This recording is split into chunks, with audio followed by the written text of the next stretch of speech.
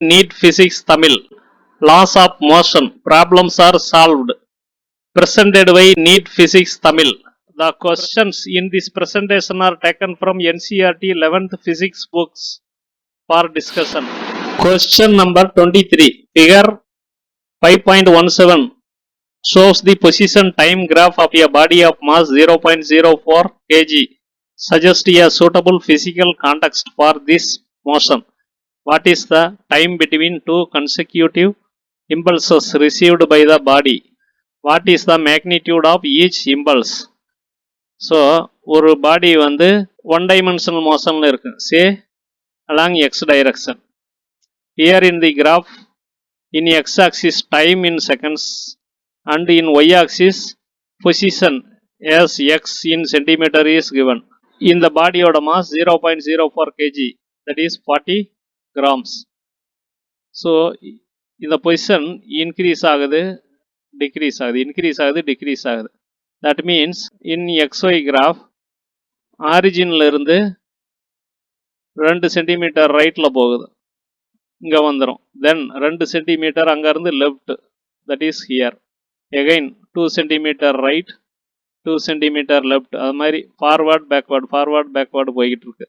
So இதுக்கு ஒரு physical contest suitable எக்ஸாம்பிளாக சொல்லணும்னா, ஒரு சின்ன பேட்டை வச்சுக்கிட்டு ஒரு பாலை ஒரு வாலில் ஒரு 2 சென்டிமீட்டர் டிஸ்டன்ஸில் இருந்து கண்டினியூஸாக ஒரு கான்ஸ்டன்ட் ஃபோர்ஸை வச்சு ஹிட் பண்ணிக்கிட்டே இருந்தோம்னா ball will go forward backward அந்த மாதிரி ஆகிட்டு இருக்கும். Resembling this graph in position versus time plot. இந்த கிராஃபில் every 2 seconds slope of the xt graph, that is position time graph, changes and hence every 2 seconds the body receives impulse. So in the every 2 seconds slope change agudhu, that is velocity change agudhu. Therefore the body is receiving impulse every 2 seconds. Continuation of the same question. Positive slope gives positive velocity during forward motion, that is towards right. Then the velocity in the forward motion is change in position divided by time taken. 2 cm by 2 seconds equal to 1 cm per second equal to 10 power minus 2 meter per second. During reverse motion towards left, negative velocity, that is given by negative slope of the xt graph equal to minus 10 power minus 2 meter per second. You know slope of xt graph gives velocity, and in this case slope is changing every 2 seconds. Therefore the body receives impulse every 2 seconds. Impulse equal to change in momentum every 2 seconds equal to final momentum minus initial momentum equal to mv final minus mv initial. Mass change ஆகாது, equal to mass வந்து 0.04 into 10 power minus 2 minus 0.04 into minus 10 power minus 2 மைனஸும் plus ஆயிரும். So ரெண்டு same யூனிட்ஸ்னால 2ஆல் multiply பண்ணி ஒரு வாட்டி எழுதுனா போதும். 2 into 0.04 into 10 power minus 2 kg meter per second equal to 0.08 into 10 power minus 2 kg meter per second. இந்த இம்பல்ஸை வந்து அந்த பால் எவ்ரி 2 seconds ரிசீவ் பண்ணுது. Question number 24. Figure 5.18 is taken from NCERT Physics 11th book. So இதில் ஒரு conveyor belt காட்டியிருக்காங்க, that is moving towards right. அது மேலே ஒரு man is standing whose weight is 65 kg. So 65 kilo weight இருக்கிற ஒரு ஆள் வந்து அந்த கன்வேயர் பெல்ட் மேலே மூவ் ஆகிக்கிட்டு இருக்காங்க. But he is stationary with respect to conveyor belt, or இந்த கன்வேயர் பெல்ட் மேலே இருக்கிற இன்னொரு ஆளுக்கு அவர் ஸ்டேஷனரியாக தெரியுவாங்க. ஃபார் அவுட் சைடர் அவர் வந்து மூவ் ஆகிட்டு இருக்கிறதா தெரியும் with acceleration 1 metre per second square. பெல்ட்டும் இதே அக்சலரேஷனில் மூவ் ஆகிட்டு இருக்கிறதா தெரியும். இந்த மாதிரி கண்டிஷனில் இந்த பர்சன் மேலே ஆக்ட் பண்ணுற நெட் ஃபோர்ஸ் எவ்வளவு? What is the net force on the man? அதுக்கப்புறம் அவரோட ஷூக்கும் பெல்ட்டுக்கும் இடையில இருக்கிற கோஎஃபிஷியன்ட் ஆஃப் ஃப்ரிக்ஷன் வந்து 0.2னா பெல்ட்டோட அக்சலரேஷன் இன்க்ரீஸ் பண்ண எவ்வளோ மேக்ஸிமம் அக்சலரேஷன் வரைக்கும் இந்த பர்சன் வந்து ஸ்டேஷனரியாகவே இருப்பார் வித் ரெஸ்பெக்ட் டு பெல்ட். ஒரு மேக்ஸிமம் அக்சலரேஷன் தாண்டிட்டான் he will be pushed backwards. Belt வந்து rightward போகும், but he will be pushed leftward. Man is stationary with respect to belt. That is, he moves with the belt with the same acceleration of the belt. If acceleration increased so that ma greater than frictional force, then he will move backwards. Acceleration increase பண்ணி அந்த level of acceleration எவ்வாறு இருக்கணும்னா ma greater than frictional forceங்கிற அளவுக்கு increase பண்ணிட்டா then he will not move forward along with the belt, but he will move backward. For outsider, the person is not stationary. With respect to belt, he is stationary. Or another person on the belt, this man is stationary. That means இந்த ஆளு வந்து அந்த பெல்ட்டோட அக்சலரேஷன்ல பெல்ட்டோட டைரக்ஷன்லயே move ஆகிறாருன்னு அர்த்தம். இதுக்கு ஒரு இன்ட்ரெஸ்டிங்கான simple example சொல்லலாம். ட்ரெயினில் ட்ராவல் பண்ணுற போது train will be moving with N acceleration. அந்த டைம் ஒரு பேசஞ்சர் உள்ளே இருக்கிறவர் இன்னொரு பேசஞ்சரை ஸ்டேஷனரியாக தான் பார்ப்பாங்க. ஆனால் அவுட் சைடு இருக்கிற ஆளுக்கு, தட் இஸ் ட்ரெயினுக்கு வெளியே பிளாட்ஃபார்மில் ஒருத்தர் நின்றுக்கிட்டு இருந்தால் அவருக்கு இந்த ட்ரெயினில் இருக்கிற ஆளுங்களும் ட்ரெயினும் வித் அக்சலரேஷன் ஃபார்வேர்டு போகிற மாதிரி தெரியும். Similar to that, with respect to belt the man is stationary. Acceleration on man is same as acceleration of the conveyor belt. So conveyor பெல்ட்டுக்கு என்ன அக்சலரேஷன் இருக்கும் அதுதான் அந்த பர்சனுக்கும் இருக்கும். அந்த மனிதர் மேலே ஆக்ட் பண்ணுற நெட் ஃபோர்ஸ் எவ்வளோனா m into A equal to 65 into 1 equal to 65 newton. இந்த இடத்துல acceleration due to gravity G use பண்ண மாட்டோம், ஒன்லி தி பெல்ட்ஸ் அக்சலரேஷன். இன்னொன்று மூவ்மெண்ட் வந்து பர்பண்டிகுலர் டு வெர்டிக்கல்னா, that is in horizontal motion, G வந்து ஆக்ட் பண்ணாது. இந்த பர்சன் வந்து ஸ்டேஷனரியா இருப்பாரு வித் ரெஸ்பெக்ட் டு பெல்ட் எது வரைக்கும்னா, ஃப்ரிக்ஷனல் ஃபோர்ஸ் வந்து மோர் தேன் நெட் ஃபோர்ஸ். ஃப்ரிக்ஷனல் ஃபோர்ஸ் வந்து நெட் ஃபோர்ஸை விட அதிகமாக இருக்கிற வரைக்கும் இந்த மேன் வந்து பெல்ட் மேலே ஸ்டேஷனரியா நிற்க முடியும். That is frictional force greater than or equal to ma, the person will be stationary on the belt. F is greater than or equal to ma. Frictional force formula, coefficient of friction into m into g. This is normal force into coefficient of friction greater than or equal to ma.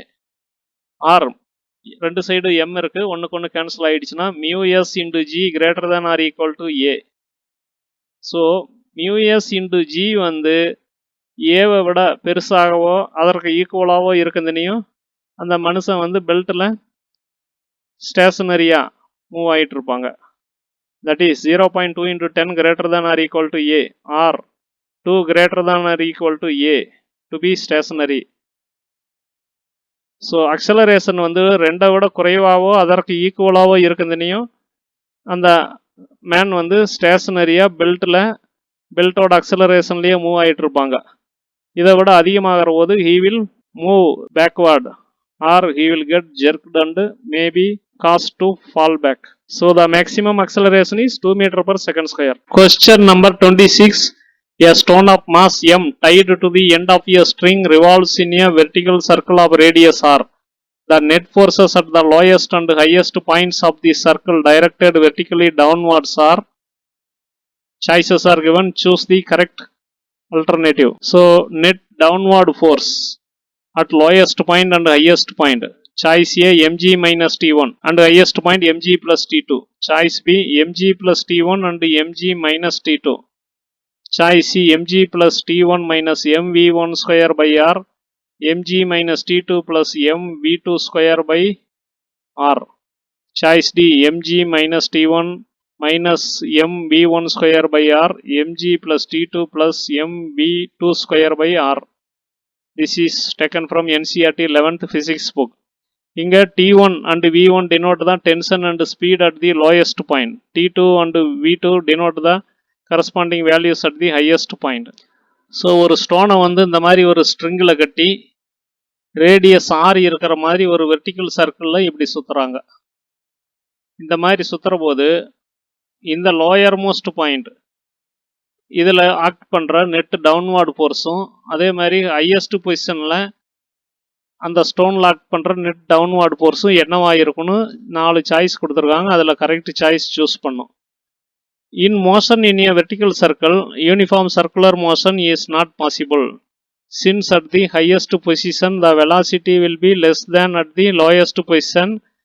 ஸ்பீடும் highest பொசிஷனில் குறைவாக இருக்கும், lowest பொசிஷனில் அதிகமாக இருக்கும். Velocity or speed at highest position வந்து v equal to square root of u square minus 4gr, where u is the velocity at the lowest position. ஸோ இந்த பொசிஷனோட கம்பேர் பண்ணால் டாப்பில் வந்து velocity will be very less. At the lowest position tension and MG எப்படி act பண்ணுதுன்னு பார்ப்போம். So இந்த மாதிரி சுற்றிக்கிட்டு லோயஸ்ட் பொசிஷன் வந்துருச்சு. டென்ஷன் ஆல்வேஸ் டுவார்ட்ஸ் சென்டர், இந்த லோயஸ்ட் பொசிஷனில் இட் இஸ் அப்வார்ட்.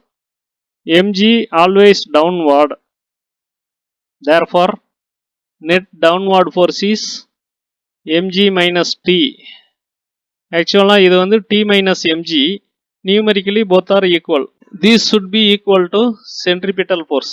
ஸோ இதுதான் net downward force, that is mg minus t. Then இதே இது ரொட்டேஷனில் ஹையஸ்ட் பொசிஷனில் அந்த மாஸ் போகிற போது tension is towards center and here towards downwards, then mg always downward, therefore net downward force is t plus mg. ரெண்டுமே downwardங்கிறதுனால simply add. This should be equal to centripetal force. ப்ராக்டிக்கலா இந்த மாதிரி வெர்டிக்கலா வந்து ஒரு ஸ்டோனை வந்து ஸ்ட்ரிங்கில் கட்டி சுற்றுற போது ஹையஸ்ட் பொசிஷனில் டென்ஷன் குறைவாக இருக்கும், லோயஸ்ட் பொசிஷனில் டென்ஷன் அதிகமாக இருக்கும். ஹையஸ்ட் பொசிஷனில் வெலாசிட்டி ஆர் ஸ்பீடு குறைவாயிரும், லோயஸ்ட் பொசிஷனில் velocity or speed will be higher. எதனாலனா due to conservation of energy. இங்கே இவ்வளோ தூரம் ரைஸ் பண்ணுறதுக்கு பொட்டன்ஷியல் எனர்ஜியாக கைனெட்டிக் எனர்ஜி கன்வெர்ட் ஆயிரும். Whereas at this position all the energy is kinetic energy, அதனால் இங்கே வெலாசிட்டி அதிகமாக இருக்கும், இங்கே குறைவாக இருக்கும். Net downward forces are mg minus T and T plus mg in lowest and highest positions respectively. இது வந்து சாய்ஸ் ஏ. இந்த ஹையஸ்ட் பொசிஷனில் வெலாசிட்டி பாட்டம் மோஸ்ட் பொசிஷனோட குறைவாக இருக்கும், ஆனால் அது ஜீரோவாக இருக்காது. இது ஜீரோவாக இருந்துச்சுன்னா தென் சர்க்குலர் மோஷன் மெயின்டைன் ஆகாது. This will fall towards centre. Question number 27. A helicopter of mass 1000 kg rises with a vertical acceleration of 15 meter per second square. The crew and the passengers weigh 300 kg. Give the magnitude and direction of the subdivision A, force on the floor by the crew and passengers. Subdivision B, action of the rotor of the helicopter on the surrounding air. Subdivision C, force on the helicopter due to the surrounding air. So ஒரு helicopter அதோட weight 1000 kg, அதில் வந்து இருக்கிற passengers and crew, that is அந்த ஹெலிகாப்டரை run பண்ணுற ஆளுங்க எல்லாரும் சேர்ந்தா 300 kg. So total weight 1300 kg. இது வந்து upward moving with an acceleration of 15 meter per second square. இப்போ what is the force on the floor by the crew and passengers, அதோட magnitude and direction. Then action of the rotor of the helicopter on the surrounding air. So helicopter டாப்பில் இருக்கிற அந்த fan அதோட action on the surrounding air. Then force on the helicopter due to the surrounding air. So ஹெலிகாப்டரில் surrounding air கொடுக்குற force, அதோட magnitude and direction, இதை find out பண்ண சொல்கிறாங்க. This is schematic diagram of helicopter. இது upward மேலே போகுது, இது வந்து ரோட்டார். இதோட ஹெலிகாப்டர் வெயிட் 1000 kg, அதில் இருக்கிற பேசஞ்சர்ஸ் அண்டு க்ரூவோட weight 300 kg. So totally 1300 kg. இதோட net upward acceleration is 15 meter per second square. That is after compensating for the g downward acceleration, acceleration upward is 15 meter per second square. Now subdivision A, force on the floor by the crew and the passengers. Weight of the persons on the floor is mass of persons into g equal to 300 into 10 equal to 3000 Newton downwards. The reaction of the floor is not equal to 3000 Newton upwards. எதனாலனா there is a net force upwards. Since the net force is upwards, upward reaction is greater than downward weight of the system, that is the persons. Reaction equal to action. Reaction of the floor minus weight of persons on the floor is net force. R minus mass of persons into G equal to mass of persons into acceleration, net acceleration. Therefore, R is mass of persons into A plus G equal to 7500 Newton. ஏன்னா A வந்து 15, G வந்து 10, mass of persons 300, எல்லாத்தையும் multiply பண்ணா 7500 Newton. Hence, action of persons on the floor will be equal to this. இது reaction, இது action of persons on the floor again equal to 7500 Newton. This will be downwards. This is similar to a lift going upwards with acceleration. So அந்த லிஃப்ட்டில் வந்து some persons இருக்கிற போது அவங்களோட wait வந்து நார்மலாக act பண்ணுறத விட அப்வார்டு அக்சலரேஷனில் லிஃப்ட் மூவ் ஆகிற போது அதிகமான வெயிட் வந்து டவுன்வார்டு ஆக்ட் ஆகும். அதே தான் எங்கேயும் அவங்களோட வெயிட்டு 3000 நியூட்டன், ஆனால் அப்வார்டு அக்சலரேஷன் இருக்கிறதுனால அதுவும் ஆட் ஆகி 7500 நியூட்டன் கிடைக்குது. This is then subdivision B, action of the rotor of the helicopter on the surrounding air. So rotor வந்து இப்படி சுற்றி அப்வார்டு வந்து ஹெலிகாப்டரை along with the persons lift பண்ணிக்கிட்டு போகுது. Rotor lifts the helicopter with persons upwards. Hence there is a net force upwards. Reaction of surrounding air on the rotor of the helicopter வந்து R டேஷ்னு வச்சுக்கிறோம். Therefore R dash minus weight equal to mass into net acceleration. R dash minus weight வந்து 1300 into 10 equal to 1300 into 15. இது net acceleration. Therefore, R dash is equal to 1300 into 25 equal to 32,500 Newton. This will be downwards. So, surrounding air வந்து ரோட்டார்ல கொடுக்குற reaction will be downwards and equal to 32,500 Newton. Then, இதே அளவுக்கு equal action வந்து rotor will give on surrounding air. Hence action of the rotor of the helicopter on the surrounding air is 32,500 newton. Simply air தானே இருக்குது, அந்த ஏர் வந்து ரோட்டார்ல இவ்வளவு force தர முடியுமா? Actually S. இந்த ஏர் வந்து இந்த ரோட்டாரை வந்து டவுன்வார்டு புஷ் பண்ற போது ரோட்டார் இஸ் மூவிங் அப்வார்ட்ஸ். ரோட்டார் வந்து புஷிங் தி ஏர் upwards. ஸோ அந்த ஏர் வந்து டவுன்வார்டு கொடுக்குற ஃபோர்ஸும் 32,500 நியூட்டன், ரோட்டார் வந்து அந்த ஏருக்கு கொடுக்குற அப்வார்டு ஃபோர்ஸும் 32,500 நியூட்டன். இருந்தாலும் இது ரெண்டும் ஒன்றுக்கு ஒன்று கேன்சல் ஆகாமல் ஹெலிகாப்டர் மேலே போகுது. ஹவு? எப்படின்னா, ஹெலிகாப்டர் வந்து ஒரு சின்ன பாடி, சரௌண்டிங் ஏர் வந்து எனார்மஸ் குவான்டிட்டி இருக்குது. அப்வார்டு வந்து அது ட்ரோபோஸ்பியர் தாண்டி போயிட்டு இருக்கும். அதனால இது பெரிய மாஸ். ஸோ அது புஷ் பண்றத அக்சலரேஷன், இது அப்வார்டு புஷ் பண்ணி போற அக்சலரேஷன் அதிகமாக இருக்கும். ஸோ இந்த சரௌண்டிங் ஏர் வந்து கொடுக்குற ஃபோர்ஸும் ரோட்டார் வந்து சரௌண்டிங் ஏருக்கு கொடுக்குற ஃபோர்ஸும் சேம் தான். பட் ஃபோர்ஸ் பை மாஸ்ன்னு பார்க்குற போது இது அப்வார்டு போகிற அக்சலரேஷன் அதிகம், சரௌண்டிங் ஏர் டவுன்வார்டு புஷ் பண்ணுற அக்சலரேஷன் குறைவு. அதனால தான் net movement is helicopter upward. Subdivision C, force on the helicopter due to the surrounding air. Here system, that is first body is helicopter with the persons, then second body is surroundings, that is surrounding air. Force of the helicopter on the surrounding air முதல்லயே பார்த்தோம் 32,500 Newton. This is upwards, இது action. Reaction will be 32,500 Newton on the helicopter by the surrounding air and is downwards. So, in the helicopter மேல surrounding air will give a reaction, that is a force equal to 32,500 Newton downwards. அதனால helicopter actually downward move ஆகணும். But helicopter வந்து upward கொடுக்குற ஃபோர்ஸும் 32,500 Newton.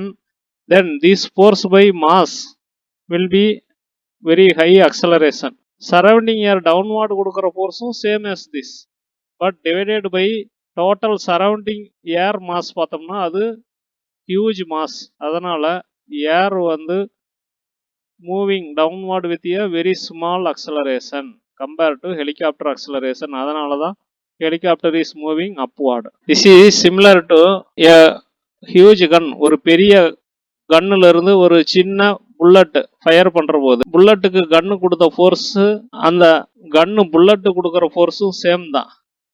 But அந்த ஃபோர்ஸை வந்து ரெண்டோட மாசாலே divide பண்ற போது force by mass of bullet is greater acceleration than force by mass of the gun, that is smaller acceleration. அதனால தான் கன்னு வந்து கொஞ்சமாக பேக்வேர்டு போகும். Whereas the bullet will go at very high speed. இந்த இடத்துல புல்லட்டுக்கு ஈக்குவலண்டா helicopter சொல்லலாம். Surrounding ஏர் வந்து large size heavy கன்னுக்கு ஈக்குவலாக சொல்லலாம். Question number 5.28. A stream of water flowing horizontally with a speed of 15 meter per second gushes out of a tube of cross-sectional area 10 power minus 2 meter square and hits a vertical wall nearby. What is the force exerted on the wall by the impact of water, assuming it does not rebound? ஒரு circular tube like this. இதோட cross section 10 power minus 2 meter square. இதுக்குள்ள water is flowing horizontally at a speed of 15 meter per second. இப்போ இந்த water stream வந்து பக்கத்தில் இருக்கிற ஒரு சுவத்தில் அடித்து அப்படியே டவுன்வார்டு விழுந்துருது. That is they are not rebounding. தண்ணி இங்கே பட்டு தெரிச்சு பின்னாடி வர்றதில்ல, just it is hitting and falling downward. இந்த மாதிரி இருக்கிற போது இந்த வாட்டர் ஸ்ட்ரீம் செவுத்து கொடுக்குற இம்பேக்டில் what is the force acting on the wall, இதை கால்குலேட் பண்ண சொல்கிறாங்க. Water streams initial velocity 15 metre per second, final velocity 0, ஏன்னா அது ரீபவுண்ட் ஆகிறதில்ல. Mass of the stream per second is volume per second into density equal to area into velocity into density equal to 10 power minus 2 meter square into 15 meter per second equal to 0.15 meter cubed per second into 1000 kg per meter cubed. This is density of water equal to 150 kg per second. So every second 150 kg mass வந்து அந்த வால்ல அடிக்குது. That is weight of water. Force is momentum change per unit time. Force is mass per unit time into V final minus V initial equal to change in momentum by unit time equal to m delta V by unit time.